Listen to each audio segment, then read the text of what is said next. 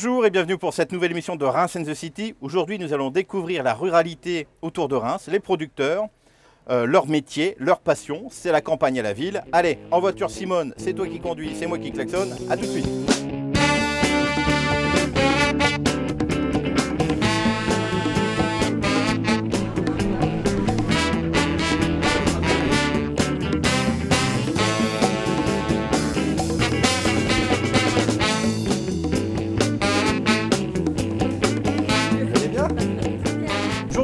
Donc vous êtes représentante des anciens exploitants de produits laitiers. Alors qu'est-ce qu'on peut déguster à votre bar? Alors du lait nature, du lait aromatisé à la fraise, à la menthe, au caramel. D'accord. Donc pour faire boire du lait aux enfants, un petit peu de sirop et ça passe mieux. Voilà. Est-ce qu'on peut déguster un petit quelque chose? Si vous voulez, à la fraise. Eh bien les fraises, allons-y. Santé Timothée, les fraises pour les balaises.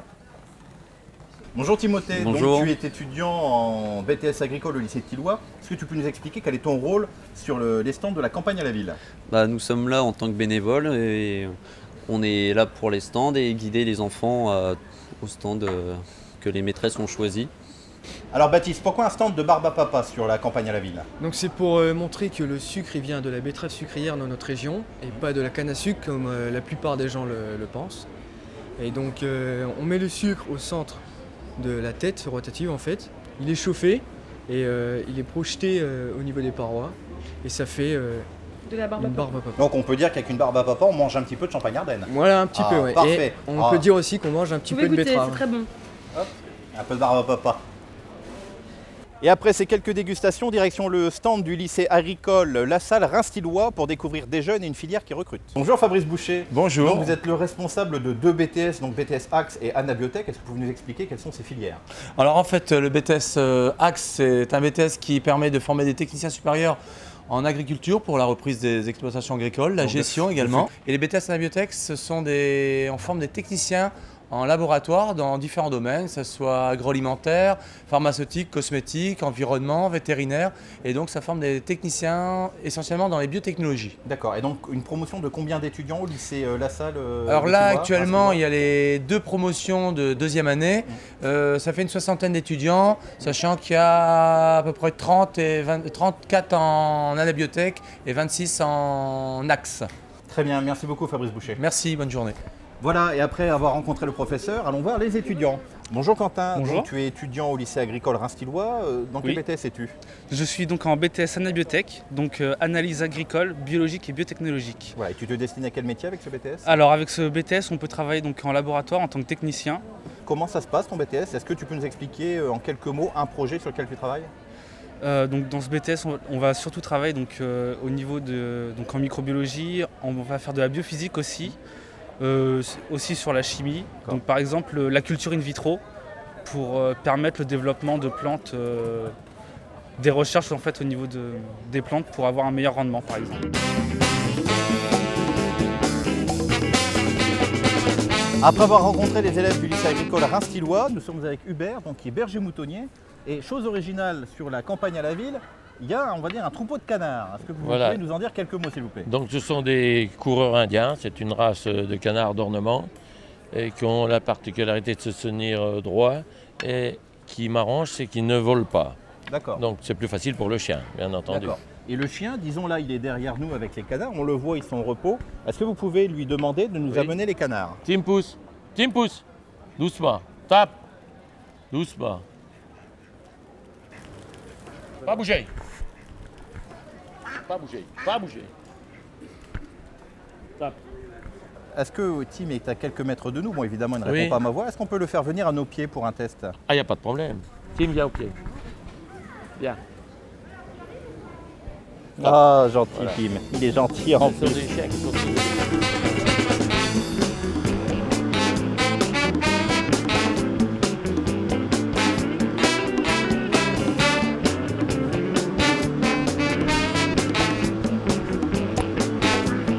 Bonjour Pierre-Philippe et Thomas. Bonjour. Donc on est à côté d'un simulateur de tracteur. Est-ce que vous pouvez nous expliquer l'utilité de ce stand? D'accord. Eh ben en fait, le jeu c'est Farming Simulator. Donc le but c'est plutôt d'avoir un jeu de simulation du monde agricole plutôt en matière de conduite. D'accord, donc on Voilà. simule toutes les activités Voilà. possibles et imaginables en tracteur pour un jeune agriculteur, pour Voilà, s'entraîner. c'est ça. Bah, à côté, vous avez une partie élevage aussi qui permet de simuler l'élevage aussi. Et Pierre-Philippe, tu t'es déjà exercé toi sur ce simulateur? Très peu, oui, j'ai déjà essayé comme ça, mais c'est vrai que c'est assez ludique pour les enfants, je pense que c'est pas trop mal pour découvrir comment un peu on manœuvre le matériel, tout ça. C'est vrai qu'ils aiment bien voir les tracteurs dans les champs, mais pouvoir en conduire un, c'est sympa aussi, bon, même si c'est pas tout à fait vrai, mais les jeunes y retrouvent un peu les sensations. Quoi. D'accord. Est-ce que tu penses que je peux essayer une simulation et toi me montrer comment ça se passe? Oh oui, bien sûr, oui. Très bien. Bon, allez, je me lance. C'est parti pour ma première moisson. Ah ah, c'est moi qui conduis le tracteur. Après, il y a une vitesse maximum. Ah, vous roulez trop vite, d'accord. ouais. Il faut que je revienne en arrière. Non, ouais. Ah oui, d'accord, ça moissonne déjà nettement mieux. Ouais. Bon, on va faire une rangée, on va dire que ce sera parfait. Bon, on va la terminer. Et voilà, pour Reims TV, grâce à Pierre-Philippe, la première moisson vient d'avoir lieu. Donc, merci beaucoup Pierre-Philippe. Et après avoir découvert les filières, le métier d'agriculteur, direction la partie marché fermier pour des dégustations et rencontrer les producteurs. Bonjour Jean-François, donc vous êtes apiculteur. Qu'est-ce que vous proposez comme différentes sortes de mails et surtout quelle utilité, quelle consommation? Alors, cette année, j'ai fait 6 sortes de miel. On a des miels en fonction des fleurs, hein, c'est-à-dire que tous les miels pourraient plus être ensemble récoltés une fois, c'est ce qui se faisait il y a une cinquantaine d'années. Alors Jean-François, j'avais une question, mais je pense que j'ai la réponse ici. Ah bah allez-y, allez-y. Voilà, le miel c'est donc bon pour la santé. Bah oui. Et est-ce qu'on peut déguster quelque chose à base de miel? Oui, alors c'est vrai que, surtout pour la campagne à la ville, là on est sur la campagne à la ville, donc on a du pain d'épices fait maison. Je peux déguster? Alors là c'est fait pour déguster. Merci. Et alors le pain d'épices fait maison de l'apiculteur, où on s'attarde. Il est bon. Ah, il est bon. Bonjour Adeline et Francesco, nous sommes ici au stand des cueillettes de Muison, et donc là plus particulièrement des produits à base de pommes. Alors qu'est-ce que vous proposez à vos clients? Alors ici sur la place d'Erlon, on a choisi de mettre la pomme en produit d'appel parce que c'est un peu le symbole de la cueillette. On a suivi un peu la chaîne de la pomme, ça va de la pomme, la compote, le jus de pomme, le pétillant, le cidre et la bière à la pomme. Une bière de Muison à la pomme? Voilà. C'est original ça. Ouais, entre les deux fermentations, il y a du jus de pomme de Muison qui est rajouté. D'accord. C'est fait par la brasserie d'Orgemont. Très bien. Et dites-moi, moi qui suis passionné de pommes, j'adore en manger, j'aime, est-ce que vous pensez que je peux passer derrière le stand pour vous rejoindre et faire un petit peu la promotion de la pomme de Muison? Oh bah bien sûr, c'est avec plaisir. Très bien. Une nouvelle fois, je passe à l'action.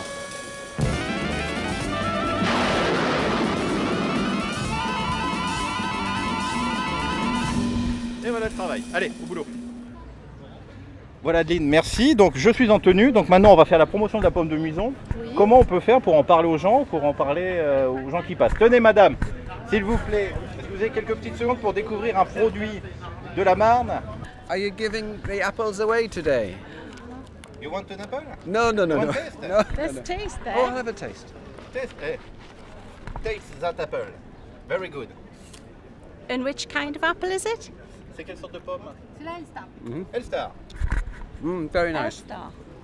Des clients anglais, on peut voir sur le marché de la campagne à la ville des gens d'autres nationalités qui viennent d'autres pays? Oui, oui, tout à fait. Oui. On a Qu'est-ce qu'on beaucoup rencontre comme de nationalité? anglais, allemand, c'est on va dire les principales nationalités qu'on peut voir. D'accord, très bien.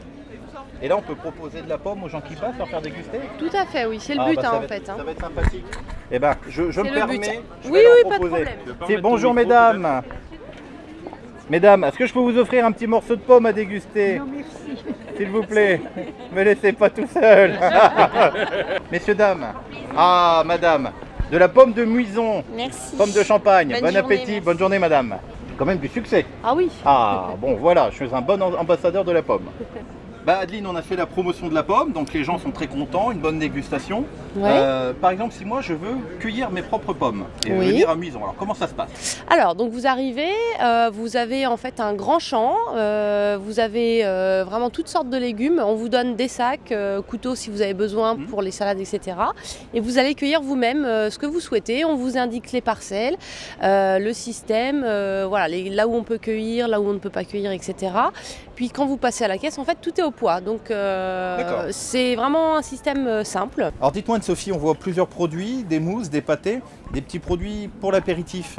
Donc on peut trouver toute une gamme de produits pour ce genre d'événement? Oui, tout à fait. En fait, tous les petits pots que vous avez devant vous, ça peut se manger à l'apéritif, en entrée, ça se mange facilement.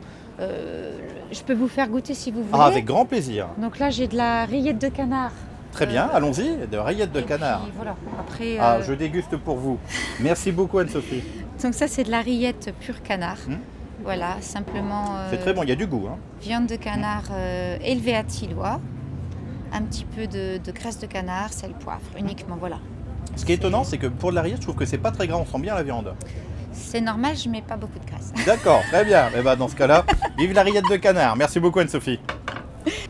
Alors dis-moi Jean-Mathieu, on voit ici une vitrine bien garnie, c'est très joli, très appétissant. Est-ce que tu peux nous expliquer les différentes déclinaisons de l'escargot dans ces plats? Bah écoute, là c'est toute une diversité de produits frais. Alors on a l'escargot en coquille, cuisiné à la bourguignonne, comme les gens adorent, et c'est bien souvent le produit traditionnel qu'ils recherchent. Tout à fait. Après on a des petites cassolettes plus originales, des quiches à l'escargot, des mini feuilletés. On retrouve également des croquilles.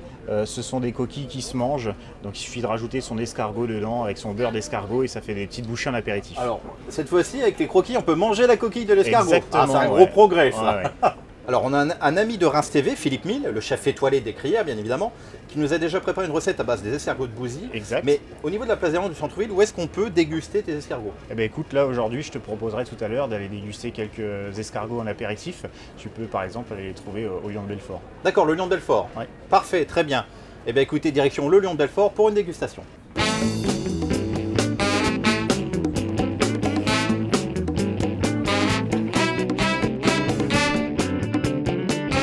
Sur les conseils de Jean-Mathieu, nous voici au Lion de Belfort où le patron nous reçoit, Vincent Mansancal. Bonjour Vincent. Bonjour Benoît. Alors sur les conseils d'un des commerçants du marché fermier, votre établissement propose des produits de la région. Alors on a une table qui est très garnie, qui est très jolie, très bien présentée. Vous pouvez nous expliquer par exemple ce qu'on a dans cette assiette? Avec plaisir. Le célèbre jambon de Reims, également le jambon des Ardennes, qui n'a rien à voir avec le jambon Ardennes qui est préparé en Belgique, le célèbre chaours, qui est également accompagné d'un fromage de Langres, Haute-Marne et l'Aube. Donc on peut dire que dans votre établissement, à la carte, on retrouve un petit peu tout le terroir de la Champagne-Ardenne dans des plats, dans des recettes. Exactement, à travers donc cette assiette terroir, également la moutarde de Reims qu'il ne faut pas oublier. Ah, la célèbre moutarde de Reims pour accompagner voilà, un très bon condiment de très grande qualité qu'on trouve dans votre établissement également. Exactement. Et chose originale, Jean-Mathieu nous a envoyé chez vous car vous proposez à l'apéritif des escargots de Bouzy. Exactement, des escargots de Bouzy qui sont préparés comme un plat typiquement chaud que l'on peut déguster en apéritif.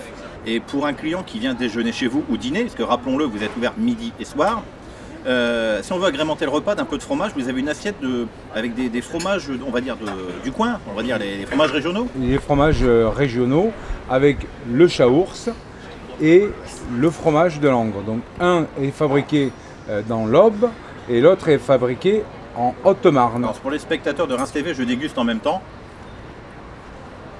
Ah, c'est vrai que c'est très très bon, de très très bon fromage.